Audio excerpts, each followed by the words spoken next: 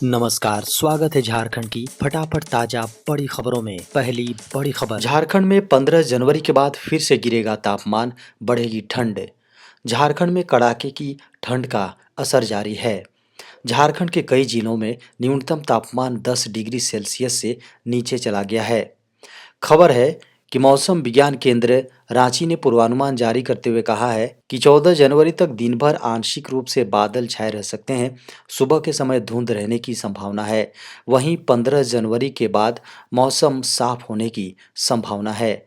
इसके साथ ही न्यूनतम तापमान टेम्परेचर फिर से 10 डिग्री सेल्सियस से नीचे जा सकता है। मीडिया की खबरों को माने तो झारखंड में पड़ रही इस कड़ाके की ठंड का कारण पहाड़ों में हो रही बर्फबारी है। वहां से आने वाली बेहद ठंडी हवाएं झारखंड के निवासियों को ठिठुरने पर मजबूर कर रही हैं। झारखंड में सर्च अभियान में जुटे सुरक्षा बलों को मिली बड़ी कामयाबी। माओवादी नक्सलियों को पकड़ने के लिए सुरक्षा बलों द्वारा ऑपरेशन चलाया जा रहा था, लेकिन उन्हें नुकसान पहुंचाने के लिए नक्सलियों ने जाल बिछा रखे थे। लेकिन उनकी ये कोशिश नाकामयाब साबित हुई और सुरक्षा बलों ने 6 तीर आईईडी को बरामद कर लिया है, जिससे बड़ी दुर्घटना टल गई है। अगर ये आईईडी ब्लास्ट हो जाता तो आसपास के लोगों को भारी नुकसान उठाना पड़ सकता था। बता दें कि टोंटो थाना क्षेत्र के तुम्बा हाका और बगान गुलदा के बीच जंगलों में माओवादियों ने आईईडी बिछाए रखे थे, जिसे सुरक्षा बलों ने बरामद कर लिया है। खबरों की माने तो भाकपा माओवादी नक्सलियों ने जंगल के रास्ते में 6 तीर आईईडी लगा रखे थे, जिसे सुरक्षा बलों द्वारा बरामद कर लिया गया है। इसके बाद मौके पर बम निरोधक दस्ते ने आकर सभी विस्फोटक सामग्रियों को सुरक्षित तरीके से नष्ट कर दिया है। साइबर स्कैम से बचाव के लिए भारत में लॉन्च हुआ AI powered deep fake detector. बीते कुछ सालों से साइबर स्कैमर्स तेजी से बढ़ रहे हैं। जरा से लापरवाही बरतने पर स्कैमर्स आपका अकाउंट खाली कर सकते हैं। इन दिनों स्कैमर्स के द्वारा फेक वीडियो बनाकर कई लोगों को शिकार बनाया गया है। इस तरह के स्कैम को डीप फेक स्कैम कहा जाता है। अब एंटीवायरस कंपनी MCAFE ने एक खास पावर टूल्स को लॉन्च किया है। साइबर फ्रॉड भारत में एक गंभीर मुद्दा बन चुकी है, जो इंडिया में डीप फेक्स डिटेक्टर का काम करेगा। टेक्नोलॉजी ने मानव के जीवन को बड़ा ही सरल बना दिया है। टेक्नोलॉजी के द्वारा कई काम मिनटों में पूरा कर लेते हैं। टेक्नोलॉजी ने जहां मनुष्य के जीवन को सरल बनाया, वहीं अनेक खामियां भी पैदा कर दी हैं। इनमें साइबर फ्रॉड सबसे अहम समस्या बनकर आया है। टेक्नोलॉजी के द्वारा ही जालसाज धोखाधड़ी को अंजाम देते हैं। बता दें कि डीपफेक से बचाने के लिए कंपनी ने MCAFE डीपफेक डिटेक्टर को अब भारत में लॉन्च कर दिया है। कई चुनिंदा यूजर्स इसका यूज करके डीपफेक से बच सकते हैं। इस टूल को कई वीडियो पर ट्रेन किया गया है। कम समय में वह आसानी से डीपफेक वीडियो का पता लगा लेता है और आपको डीपफेक से बचा सकता है। पीएम किसान सम्मान योजना की 19वीं किस्त, इन करोड़ों किसानों की अटक सकती है किस्तें। प्रधानमंत्री किसान सम्मान निधि योजना के तहत किसानों को वित्तीय सहायता देने के लिए सरकार द्वारा हर साल 3 किस्तें जारी की जाती हैं। फिलहाल देश भर में 19वीं किस्त की चर्चा जोरों पर है और माना जा रहा है कि सरकार इस महीने में किसी भी दिन इसकी घोषणा कर सकती है। लेकिन कुछ महत्वपूर्ण नियमों का पालन नहीं किया गया तो आपकी किस्तें अटक सकती हैं। सरकारी सर्वे के अनुसार करोड़ों किसान ऐसे हैं जिन्होंने अभी तक कुछ जरूरी प्रक्रियाओं को पूरा नहीं किया है और ऐसे किसान का इस बार लाभ से वंचित हो सकते हैं। सरकार ने पीएम किसान योजना के तहत पारदर्शिता सुनिश्चित करने के लिए सभी पात्र किसानों से ई-केवाईसी करवाने की अपील की थी। इसके लिए एक मोबाइल ऐप भी लॉन्च किया गया था।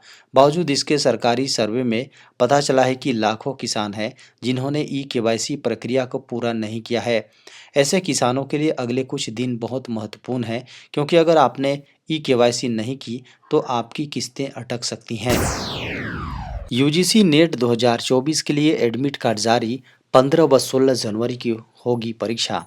नेशनल टेस्टिंग एजेंसी यानी एनटीए ने 14 और 15 जनवरी 2025 को आयोजित होने वाली यूजीसी नेट दिसंबर 2024 एग्जाम के लिए एडमिट कार्ड जारी कर दिया है।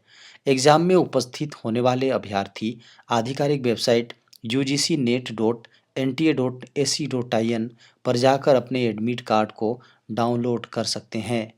यूजीसी नेट एग्ज़ाम 2024 का आयोजन 3, 6, 7, 8, 9, 10, 15 और 16 जनवरी को निर्धारित किया गया है। एनटीए ने यूजीसी नेट एग्ज़ाम के लिए एडमिट कार्ड चरणबद्ध तरीके से जारी किए हैं। एनटीए ने 10 जनवरी 2025 तक के लिए एडमिट कार्ड पहले ही जारी कर दिए थे।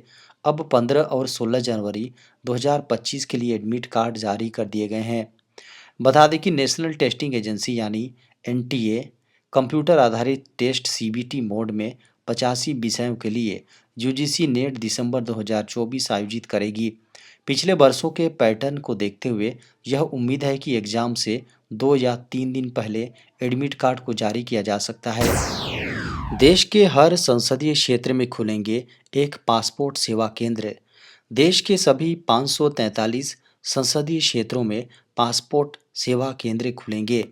केंद्रीय संचार मंत्री ज्योतिरादित्य सिंधिया ने प्रत्येक संसदीय क्षेत्र में एक पासपोर्ट सेवा केंद्र खोलने का ऐलान किया।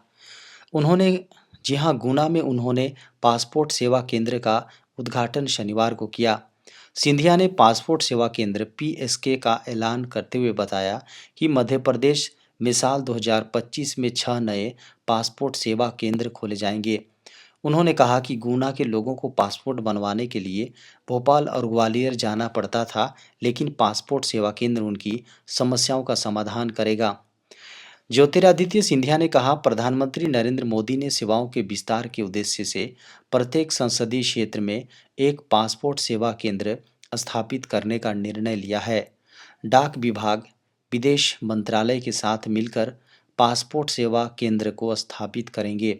सिंधिया ने यह भी बताया कि देश भर में 6000 पोस्ट ऑफिस खोले गए हैं। एंड्रॉयड 12 और 15 तक के लिए यूजर्स तुरंत करें ये काम, नहीं तो हैकर्स को मिल जाएगा आपके फ़ोन का कंट्रोल। गूगल ने एंड्रॉयड स्मार्टफोन के लिए जनवरी 2025 के लिए सिक्योरिटी अपडेट जारी किया है। इस अपडेट के साथ गूगल ने यूजर्स को अलर्ट किया है, अगर आप एंड्रॉयड फ़ोन इस्तेमाल करते हैं तो जल्द से जल्द इस अपडेट को इंस्टॉल कर लें। इस अपडेट में कई खामियों को ठीक किया गया है जो आपके फ़ोन को हैकर्स से सुरक्षित रखने में मदद करेंगे। यह सुरक्षा अपडेट 2 भागों में बांटा गया है, 2025-0101 और 2025-0105 सुरक्षा पैच लेवल है। 2025-0101 पैच लेवल में एंड्रॉयड सिस्टम और फ्रेमवर्क में मौजूद कमजोरियों को ठीक किया गया है। वहीं 2025-0105 पैच स्तर हार्डवेयर से जुड़ी कमजोरियों को दूर करता है, जैसे आपके चिपसेट में मौजूद खामियां। गूगल ने बताया है कि कुल मिलाकर 50 से ज़्यादा सुरक्षा खामियों को ठीक किया गया है। इनमें से कुछ खामियां एंड्रॉयड 12, 13, 14 और 15 के सभी वर्जन को प्रभावित करती हैं। सुप्रीम कोर्ट में नौकरी का सुनहरा अवसर, 90 पदों पर भर्ती। सर्वोच्च अदालत में जी हाँ, सुप्रीम कोर्ट ऑफ इंडिया में नौकरी पाने का सपना देखने वाले युवाओं के लिए खुशखबरी है। सर्वोच्च अदालत ने लॉ क्लर्क कम रिसर्च एसोसिएट के पदों पर भर्ती का ऐलान किया है। यदि आप भी एक प्रतिष्ठित संस्था में कार्य करना चाहते हैं तो एक बेहतरीन मौका है।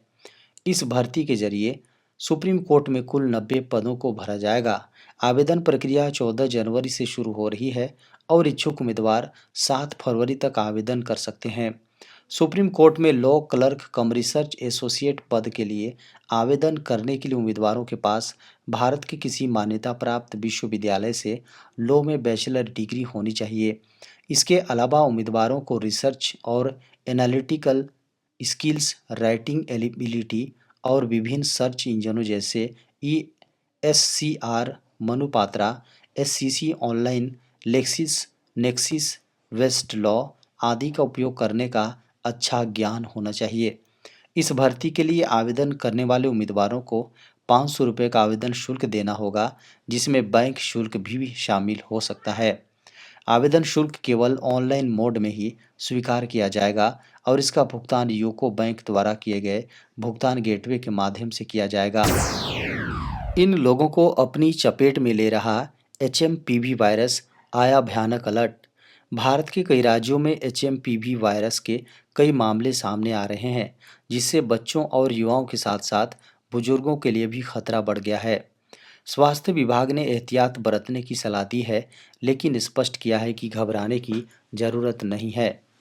डॉक्टर्स के अनुसार एचएमपीवी वायरस कोई नया नहीं है और यह पहले भी कई बार भारत में देखा जा चुका है। इस वायरस का असर बच्चों के साथ साथ युवाओं और बुजुर्गों पर भी हो सकता है। डॉक्टर्स ने कहा है कि एचएमपीवी के संक्रमण के दौरान बुखार, नाक बंद होना, गले में खराश, सिर और छाती में दर्द जैसे सामान्य लक्षण देखे जा सकते हैं। 90% मामलों में यह लक्षण रहते हैं और घबराने की ज़रूरत नहीं होती है। हालांकि कुछ मामलों में मरीज को निमोनिया और ऑक्सीजन की कमी जैसी गंभीर स्थितियों का सामना भी करना पड़ सकता है, लेकिन ऐसे मामले बहुत कम होते हैं। इस वायरस का कोई विशिष्ट इलाज फिलहाल उपलब्ध नहीं है और इसकी वैक्सीन डेवलपमेंट प्रक्रिया में है। इस बीच स्वास्थ्य विशेषज्ञों ने व्यक्तिगत स्तर पर एहतियात बरतने की सलाह दी है। वायरस संक्रमित व्यक्ति के संपर्क में आने से फैलता है, इसलिए सावधानी बरतना जरूरी है।